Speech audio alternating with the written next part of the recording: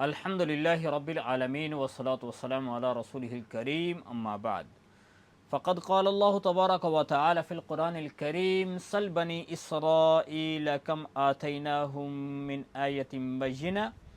ومن یبدل نعمت اللہ من بعد ما جاءتہ فإن اللہ شدید العقاب زين للذين كفروا الحياة الدنيا ويسخرون من الذين آمنوا والذين اتقوا فوقهم يوم القيامة والله يرزق من يشاء بغير حساب صدق اللہ العظیم۔ سورۃ البقرہ آیہ نمبر 211 اور 12۔ اللہ تعالیٰ فرماتے ہیں اے میرے نبی آپ پوچھئے بنی اسرائیل سے کہ کس قدر ہم نے ان کو واضح نشانیاں عطا فرمائیں، وَمَن یُبَدِّل اور جو اللہ کی نعمت کو بدل ڈالے بعد اس کے کہ وہ نعمت اس کے پاس آ چکی، فَإِنَّ اللَّهَ شَدِيدُ الْعِقَابِ پس بے شک اللہ تعالیٰ سخت عذاب دینے والا ہے۔ زُيِّنَ لِلَّذِينَ كَفَرُوا اور مزین کر دی گئی ہے، خوبصورت بنا کر پیش کر دی گئی ہے کافروں کے لیے دنیا کی زندگی، وَيَسْخَرُونَ اور وہ مذاق کرتے ہیں ایمان والوں سے، مِنَ الَّذِينَ آمَنُوا ایمان والوں سے، وَالَّذِينَ اتَّقَوْا اور وہ لوگ جو متقی ہیں، فوقہم یوم القیامہ قیامت کے دن وہ ایمان والے تقوی والے کافروں سے اوپر ہوں گے۔ واللہ یرزق من یشاء بغیر حساب اور اللہ تعالیٰ رزق دیتا ہے جس کو چاہتا ہے بغیر حساب کے، یعنی بہت زیادہ۔ تو اس سے پچھلی آیت مبارکہ کے اندر بتایا گیا تھا کہ جو اللہ کی طرف سے حق بھیجا گیا ہے، یعنی جو احکامات بھیجے گئے ہیں، دین عطا کیا گیا ہے، اس کو ماننا پڑے گا، اور جو اس دین کے خلاف کرے گا، اس کا انکار کرے گا، دین کو نہیں مانے گا، تو اس کو دنیا کے اندر بھی پنشمنٹ ملتی ہے اور آخرت میں بھی اس کو سزا ملے گی۔ تو یہاں پر جو ہے بنی اسرائیل کے بارے میں اللہ تعالیٰ اپنے پیارے نبی سے فرماتے ہیں اے میرے نبی آپ ان سے پوچھیں، یہ جو علماء یہود ہیں ان کو اور ان کے بڑوں کو اللہ تعالیٰ نے کیسے دین کے واضح احکامات عطا فرمائے اور کیسے کیسے واضح نشانیاں حق کی دکھائیں، لیکن ان لوگوں نے اس کا انکار کیا، تو پھر ان کو مار کیا پڑی۔ تو اے میرے نبی آپ پوچھیں بنی اسرائیل سے، تو جو بہت سارے علماء بھی جو یعنی مسلمان بھی ہو گئے تھے، تو بنی اسرائیل اللہ تعالیٰ نے ان کو بڑی نعمتیں عطا فرمائیں اور انہوں نے اللہ کی نعمتوں کا انکار کیا، ان کو بدل ڈالا، یعنی ان کا انکار کیا، اور پھر بعد میں مانا بھی صحیح، لیکن یہ ان کو سزا ملی۔ جیسے کہ یہ لوگ فرعون کے قبضے میں پھنسے ہوئے تھے، اللہ تعالیٰ نے ان کو چھڑایا اور پھر دریا میں سے راستہ نکالا، سمندر میں فرعون کو غرق کر دیا اور ان کو باہر نکال کے اور ایک سکون والی زندگی دی۔ لیکن ان لوگوں نے کیا کیا، وجہ اس کی کہ اللہ کی ذات کا شکر کرتے، پھر جا کر وہاں پر بچڑے کی عبادت شروع کر دی۔ تو بنی اسرائیل کا ایک یہ جرم تھا، تو اس کے اوپر سزا کیا اللہ کی ذات نے دی کہ اللہ تعالیٰ نے فرمایا کہ ان کو قتل کرو، ایک دوسرے کو قتل کرو، سزا ملی۔ ان کو اللہ تعالیٰ نے نعمت عطا فرمائی کہ ان کے لیے کھانے پینے کے لیے جو ہے من و سلوہ اترتا تھا، کہنے لگے یہ تو بہت زیادہ ہو گیا، اب ہمیں تو دال اور مسر چاہیے، اس کا انکار کرنے لگے۔ بلکہ جو ہے جب ان کو ملا تو پھر اس کو اللہ کی ذات نے فرمایا تھا کہ جو ملے وہ کھا لو، اور جو باقی بچ جائے تو اس کو سٹور کر کے یعنی ذخیرہ کر کے مت رکھو۔ ان لوگوں نے ذخیرہ کرنا شروع کر دیا، اللہ کی نعمت کو بدلا، وہ گلنا سڑنا شروع ہو گیا۔ اللہ کی ذات سے موسیٰ علیہ السلام سے کہنے لگے اللہ کی طرف سے ہمیں کوئی کتاب ملنی چاہیے، اللہ نے تورات عطا فرمائی، کہنے لگے ہم نہیں مانتے ہیں۔ پھر کوہ طور پہ کہتے ہیں ہم جائیں گے تو اللہ کی ذات سے براہ راست سنیں گے تو پھر مانیں گے۔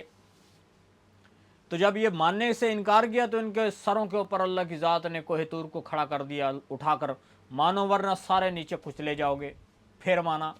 اور پھر کہنے لگے ہم جا کر اللہ کی ذات سے براہ راست سنتے ہیں۔ وہاں پہ جب سنا تو کہنے لگے اللہ تو ہمارے سامنے آیا نہیں ہے، یہ تو آواز آ رہی ہے، تو اللہ ہمارے سامنے آ جائے۔ تو اللہ کی ذات نے پھر ان کو پنشمنٹ دی، بجلی آئی اور سب مر گئے۔ تو یعنی بنی اسرائیل کے اوپر اللہ کی ذات نے نعمتیں ان کو عطا فرمائیں اور انہوں نے نعمتوں کو بدلا، تو ان کو پنشمنٹ ملی ہے، سزا ملی دنیا میں۔ تو جو اللہ کا دین اس وقت بھی ایمان والوں کے پاس ہے، جب ایمان والے اس کے اوپر عمل کریں گے تو دنیا آخرت میں اس کا نفع دیکھیں گے، اور اگر اللہ کے احکامات کو بدلیں گے تو پھر دنیا کے اندر بھی ذلت اور خواری کا سامنا کرنا پڑے گا، اور آخرت میں تو ان کو سزا ملے گی ملے گی۔ وَمَن يُبَدِّلْ نعمت اللہ، تو اللہ کا عذاب بڑا سخت ہے، اللہ تعالیٰ پھر ان کو چھوڑتے نہیں ہیں، دنیا آخرت میں دونوں میں سزا ملے گی۔ تو اس لیے جو اللہ کی ذات نے دین عطا فرمایا ہے، ادخلوا فی السلم کافہ، 100%، 100% اس میں داخل ہو جاؤ، بس اللہ کا حکم آ جائے اس کے سامنے ہتھیار ڈال دو، جس میں ایمان والے کی کامیابی ہے۔ اور اس سے اگلی آیت مبارکہ کے اندر فرمایا زُيِّنَ لِلَّذِينَ كَفَرُوا، یہاں پر جو ہے اللہ کے احکامات اور اللہ کی طرف سے دیے ہوئے دین کو تبدیل کرنا اور دین سے انحراف کرنا اور اس سے پیچھے ہٹنا، حق کا انکار کرنا، اس کی وجہ کیا ہے؟ ایک وجہ بیان کی گئی ہے یہاں پر کہ جس بندے کی جیب میں 2-4 پیسے آ جائیں، زُيِّنَ لِلَّذِينَ كَفَرُوا، کفر الحیات الدنیا، جب دنیا کے اندر ایک بندے کو کوئی دنیاوی شہرت مل جائے، 2-4 پیسے اس کی جیب میں آ جائیں، تو انسان بگڑ جاتا ہے، جس کی وجہ سے وہ حق کا انکار کر دیتا ہے، اور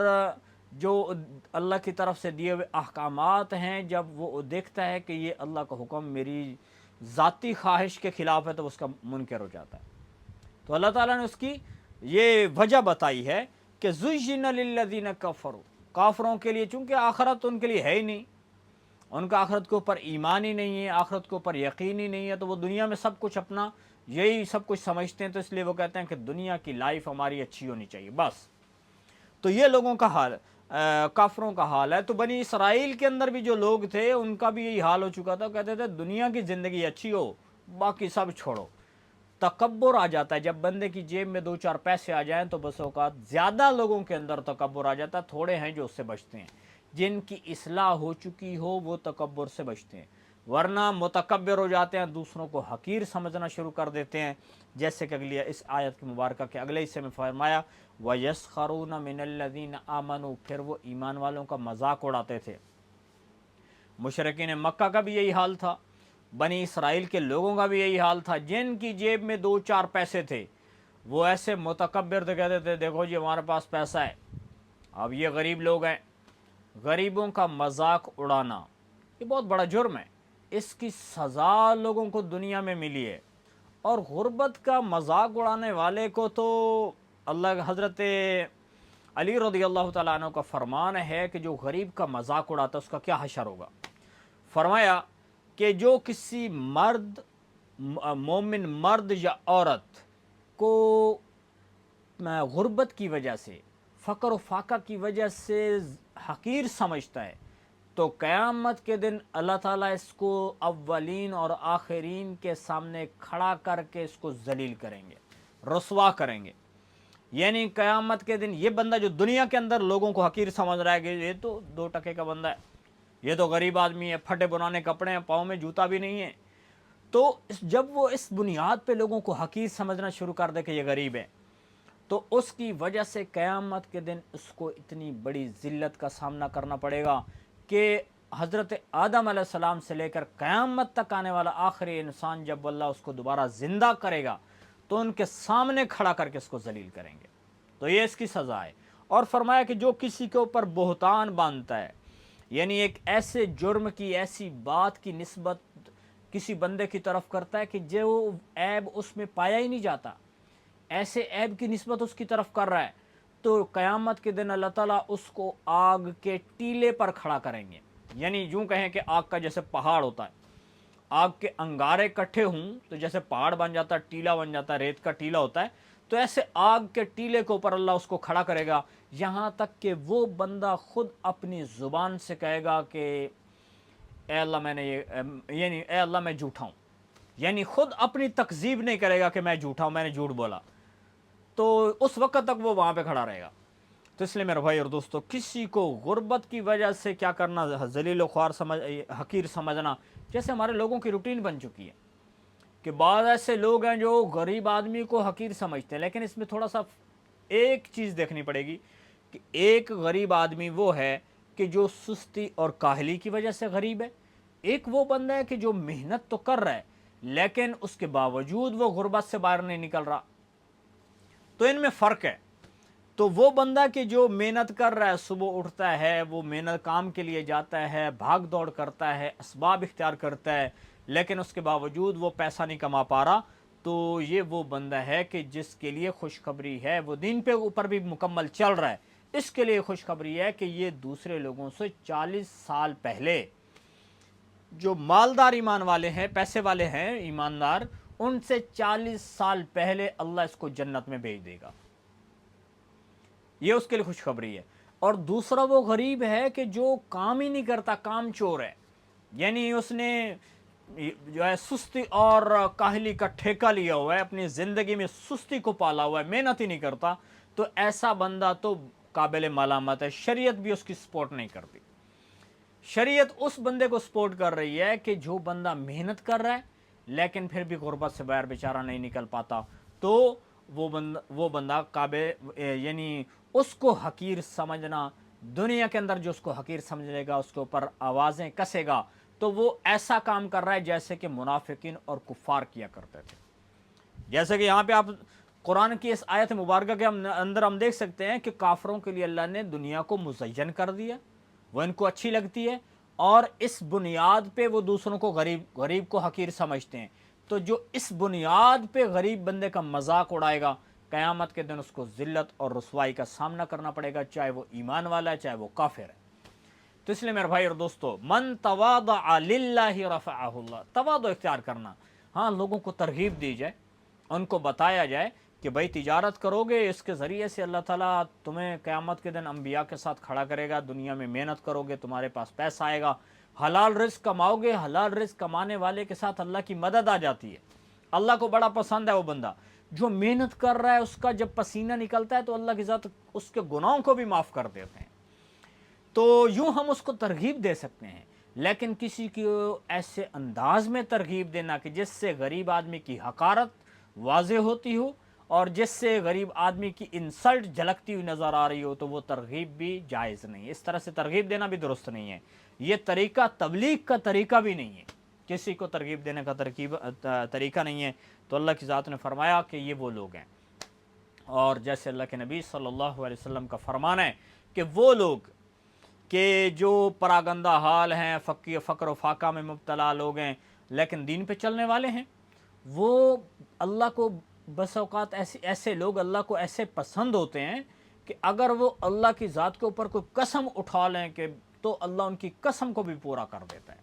یعنی غریب ہو ایک اللہ کی ذات کی طرف سے ہے۔ اب ایسا نہیں ہے کہ بھائی دن رات ہی دنیا کے پیچھے پڑے ہوئے ہیں، دنیا کا ساز و سامان خریدنا ہے، گاڑیاں خریدنی ہیں، بنگلے بنانے ہیں، انہی کے پیچھے پڑا ہوا ہے اور نماز کا ہوش بھی نہیں ہے، حلال و حرام کا احترام بھی نہیں کر رہا ہے، حلال و حرام کا پتہ ہی نہیں ہے، تو حلال و حرام کے درمیان تمیز ہی نہیں کر رہا پیسہ بنانے کے لیے، تو ایسا بندہ قیامت کے دن اللہ تعالیٰ اس کے اوپر ناراض ہوں گے، اللہ کی پکڑ میں آئے گا یہ بندہ، دنیا کے اندر بھی اس کے اوپر پکڑ آتی ہے۔ تو دنیا کے اندر محنت کرنی چاہیے، بہرحال اس کا حکم ہے، اور باقی رزق اللہ کے ہاں ہے، یبسط الرزق لمن یشاء ویقدر، جس کا وہ چاہے زیادہ رزق کر دے، جس کا چاہے رزق کو گھٹا دے، اور رزق بندے ہر ایک کو ملنا ہے، ایسے رزق ملے گا جیسے موت بندے کا پیچھا نہیں چھوڑتی، ایسے رزق بھی بندے کو پہنچ کے رہتا ہے، وہ رزق بھی انسان کا پیچھا نہیں چھوڑتا ہے۔ تو بہرحال والذین اتقوا، تو کافر لوگ ایسا کرتے تھے، اور نبی پاک صلی اللہ علیہ وسلم تشریف فرما تھے، اللہ کے نبی نے فرمایا، ایک بندہ گزرا، فرمایا یہ کیسا ہے؟ انہوں نے کہا یا رسول اللہ، یہ جو بندہ ہے یہ تو ایسا ہے کہ اگر کسی کے ہاں سفارش کرے تو قبول کی جائے، اگر کسی کے ذریعے سے کسی کے ہاں نکاح کا رشتہ بھیج دے تو بس اس کو وہاں پہ نکاح کرنے کے لیے وہ اپنی بیٹی کا رشتہ دینے کے لیے تیار ہو جائیں گے۔ اور پھر تھوڑی دیر کے بعد دوسرا آیا، دوسرے صحابی گزرے، اللہ کے نبی نے فرمایا یہ کون ہے؟ اب اس کے بارے میں کیا خیر عرض کی، یا رسول اللہ غریب آدمی ہے، سفارش کرے تو کوئی مانے گا ہی نہیں،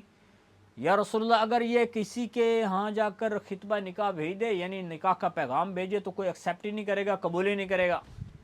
تو اللہ کے نبی صلی اللہ علیہ وسلم نے فرمایا پہلے جیسے جو لوگ ہیں ان سے اگر دھرتی پوری زمین بھر جائے تو یہ بندہ ان سے بہتر ہے۔ تو مطلب یہ ہے کہ اصل جو بنیاد ہے وہ انسان کے اندر تقوی ہے، وہ انسان کی اس کے ذریعے سے قیمت لگتی ہے کہ کون متقی ہے۔ اور یہ مشرکین اور کافرین جن کی جیب میں پیسہ تھا، وہ اتنے بڑے جرم کے لیے تیار ہو گئے بنی اسرائیل کے لوگ کہ وہ انبیاء کو قتل کرنے کے اوپر آ گئے۔ اللہ کی ذات نے ان کو پاور دی تھی نا، یہ جو بنی اسرائیل کا سلسلہ ہے اس میں یہ لوگ پہلے یہی لوگ طاقت میں تھے، ان کے پاس حکومت تھی، اور پھر ان لوگوں نے بدبختی کی کہ انبیاء کو قتل کرنا شروع کر دی۔ جب اللہ تعالیٰ کسی کو پاور اور طاقت دیتے ہیں تو طاقت جو ہے وہ 100 میں سے کوئی یعنی کوئی 2-4 بندے ہی پچائیں گے کہ جو اپنی طاقت کا صحیح استعمال کریں گے، ورنہ اکثر جن لوگوں کی جیب میں پیسہ آ جائے، طاقت آ جائے، وہ فرعون بن جاتے ہیں۔ تو وہ ان لوگوں نے انبیاء کو شہید کرنا شروع کر دیا۔ تو بہرحال یہ ہے کہ رزق اللہ کی طرف سے ہے، اور جو اس بنیاد پہ اتراتا ہے اور متکبر بن کے پھرتا ہے کہ میری اتنی بڑی گاڑی ہے، میرا اتنا بڑا بنگلہ ہے، اتنا بڑا میرا بینک بیلنس ہے، یہ لوگ کون ہوتے ہیں مجھے پوچھنے والے؟ تو جو یعنی ایسے متکبرانہ انداز اختیار کرتا ہے، دنیا اور آخرت میں ذلت اٹھاتا ہے، ومن تکبر للہ وضعہ اللہ، اللہ اس کو ذلیل کر دیتے ہیں۔ تو یہاں پہ ان لوگوں کا تذکرہ ہے، اور ایمان والوں کے بارے میں فرمایا کہ یہ لوگ جو کافر ایمان والوں کی مذاق اڑا رہے ہیں، والذین اتقوا فوقہم یوم القیامہ، قیامت کے دن ایمان والے جنت میں ہوں گے یعنی اوپر،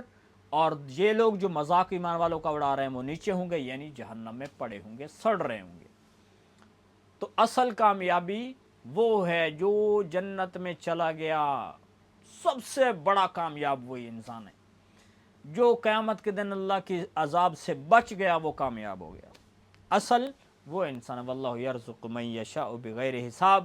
اس بنیاد پہ کہ میرے پاس بہت پیسہ ہے، کسی کا مذاق نہیں اڑانا چاہیے، کیونکہ رزق اللہ کے کنٹرول میں ہے۔ اللہ جس کو چاہے رزق زیادہ دے، اللہ جس کو چاہے رزق کم دے، یہ اللہ کی مرضی ہے۔ تو میرے بھائی